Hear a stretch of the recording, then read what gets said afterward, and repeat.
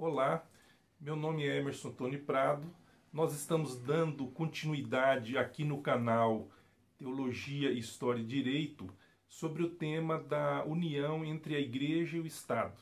Esse interrelacionamento, em alguns casos até mesmo promíscuos, de pastores, de padres, líderes religiosos em geral, exercendo uma influência sobre o Estado. Essa questão ela só tem valor de ser discutida, ela só tem propriedade para ser discutida no mundo cristão. Porque se nós examinarmos o mundo muçulmano, o mesmo Israel, ali os países se consideram até mesmo teocráticos. Então, a questão da liberdade religiosa, a questão de não permitir que o Estado e a Igreja se unam, de não permitir essa influência da Igreja no Estado, isso é um conteúdo cristão e mais especificamente protestante e ainda mais especificamente norte-americano, coisa que nós no Brasil adotamos a partir da primeira Constituição Republicana. Até a primeira Constituição Republicana, na época do Império, o Brasil tinha como religião oficial o catolicismo romano. E por isso mesmo havia uma série de benesses para o catolicismo romano e uma série de impedimentos para o protestantismo até então incipiente no Brasil. Com a Constituição de 1891, o Brasil não tem mais essa questão de união da igreja, não tem mais uma igreja oficial. A partir então de 1891, nós temos que o Brasil é um Estado laico.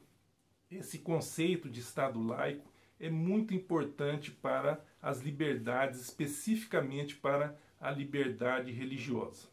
Nós vemos, no entanto, ali mesmo nos Estados Unidos, um movimento que vem se avolumando para criar uma união entre a Igreja e o Estado, permitir que a Igreja influencie, inclusive eleitoralmente, no Estado.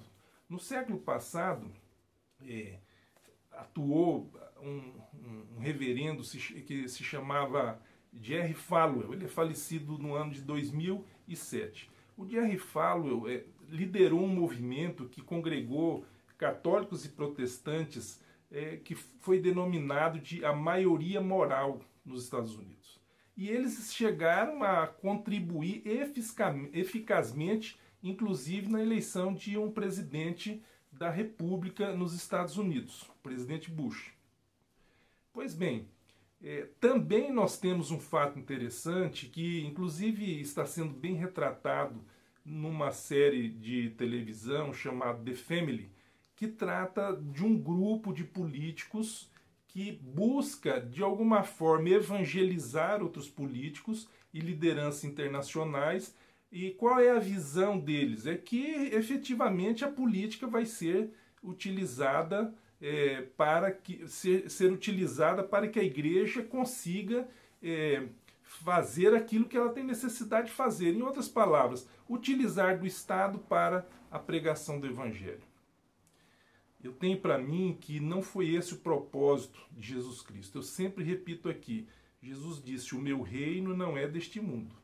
Dai a César o que é de César e a Deus o que é de Deus. E a própria prática da igreja primitiva foi nesse sentido. Então, para que a gente entenda por que isso se tornou tão natural na nossa cabeça do século XXI, é uma coisa aceita que a igreja interfira no Estado, que os pastores participem de eleições e que a Igreja Católica também tem as suas influências. Eu estava lendo ainda hoje uma reportagem que diz que o presidente Bolsonaro e as emissoras de televisão católica estão fazendo um planejamento, até porque as emissoras necessitam de dinheiro. Então, essa questão do financiamento do Estado para determinadas denominações, não importa se são católicas, protestantes, eu não faço aqui nenhuma acepção de igreja nenhuma, de denominação nenhuma. Agora, nós estamos então vendo aqui a parte histórica sobre como é que essa ideia se tornou tão natural para nós. Eu contei aqui, vou ler hoje o decreto, que no ano 533, em 533, nós tivemos um decreto do imperador Justiniano, que era um imperador romano do Oriente, que deu ao Papa o título de cabeça da Igreja. Eu vou então fazer a leitura desse texto para que vocês tenham uma ideia de como as coisas efetivamente começaram. Na verdade, isso tudo já refletia propostas anteriores, inclusive no livro A Cidade de Deus, de Santo Agostinho. Justiniano, vitorioso, pio, feliz, renovado, triunfante, sempre augusto, a João, patriarca e o mais santo arcebispo da justa cidade de Roma.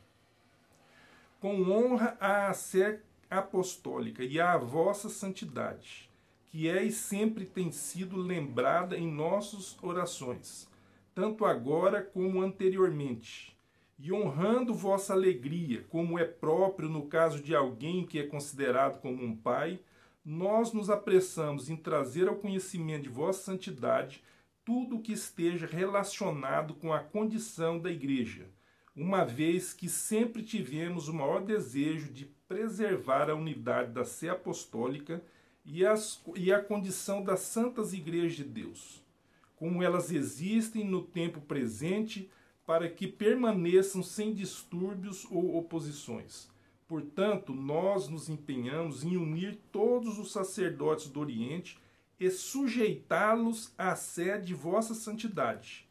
E em consequência das questões levantadas presentemente, embora elas sejam evidentes e livres de qualquer dúvida, e de acordo com a doutrina de vossa sé apostólica, são observadas constantemente com firmeza e pregadas por todos os sacerdotes.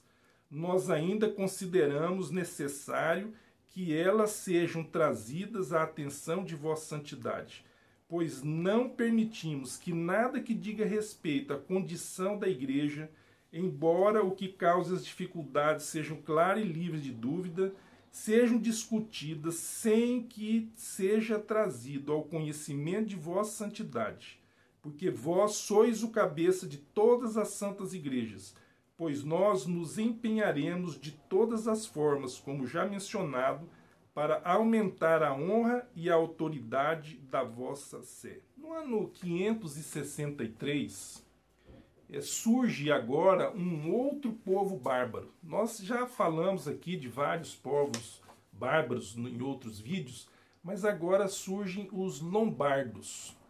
Os lombardos, eles vão avançando sobre a cidade de Roma, a tal ponto que eles vão ameaçar a sé romana.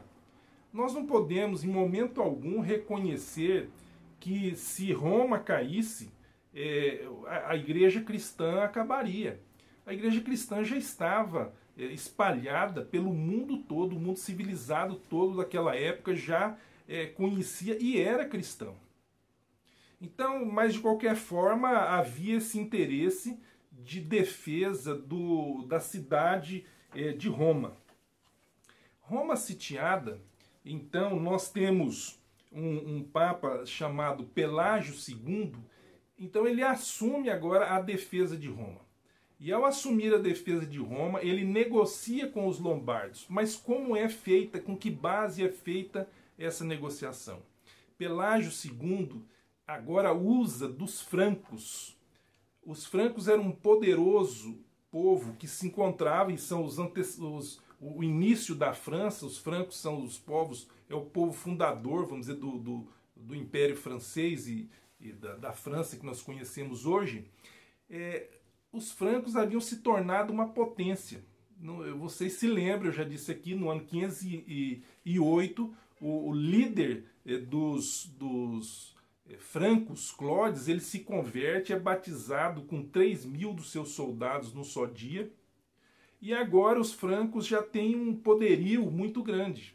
Então o Papa agora vai usar do que? Da relação que ele tinha, que o papado tinha com os francos, para justamente apelar que estes fizessem uma oposição aos lombardos. E é assim que agora ele começa a negociar a sustentação da sua sé romana, da sua liderança dentro da igreja, com o apoio não só do Império Romano do Oriente, que nessas alturas já estava de alguma forma fracassado, sem condições de interferir no Ocidente, mas agora ele começa também a se utilizar do poderio dos francos. E é assim que, de alguma forma, ele livra a cidade de Roma dos ataques dos lombardos. No ano 590.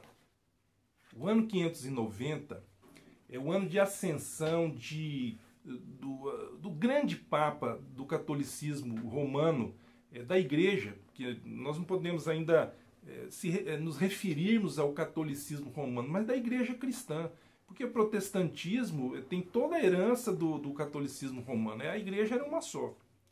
Assume no ano 590 o pontificado em Roma o Papa Gregório o Grande.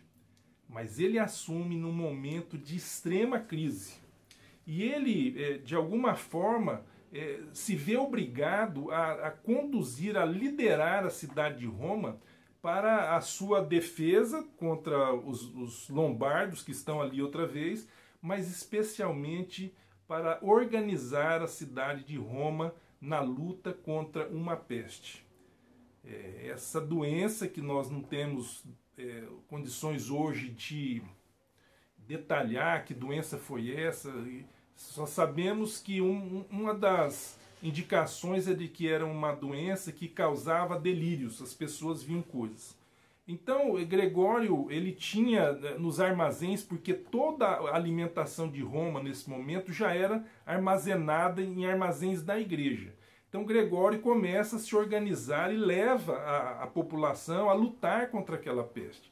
Então, ele tem a sua movimentação de forma como autoridade secular, mas também como autoridade espiritual. Gregório foi um homem que seguiu as doutrinas, vamos dizer, a maneira de ver de Santo Agostinho, mas Gregório deixou com que se levasse, ele não era firme nesse ponto, que se levasse pelas crenças populares daquela época. E dentre essas crenças, nós temos que entraram então oficialmente na igreja, nós temos a doutrina do purgatório, nós temos a doutrina de se fazer uma missa pelos mortos ao sétimo dia. Isso então entra na igreja cristã com Gregório, muito embora fosse uma ideia que já habitasse na cabeça das pessoas. Tem dois detalhes que eu vou encerrar o vídeo contando isso. Quando Gregório assume, a primeira coisa que ele faz é escrever uma carta para o imperador, que morava em Constantinopla, para que ele ratificasse a sua nomeação como Papa. Até essa altura, então, o que nós temos? Os papas só assumiam a liderança da igreja se o imperador autorizasse, se o imperador chancelasse a eleição. Então, isso vai acabar, nós vamos ver futuramente. Mas então ele escreve uma carta, mas no desespero que estavam ali vivendo, o prefeito de Roma intercepta essa carta e não deixa que a carta chegue até o imperador de Roma. Então, de alguma forma, Gregório foi o primeiro papa que assumiu sem que o imperador chancelasse. O outro detalhe é a questão dos lombardos. Novamente, os lombardos estão aí para invadir Roma. Então, Gregório novamente se socorre do poderio dos francos, mas ele negocia com os lombardos e, segundo o historiador Justo Gonzalez, ele tem uma frase que ele atribui a outros historiadores, seria uma frase consagrada.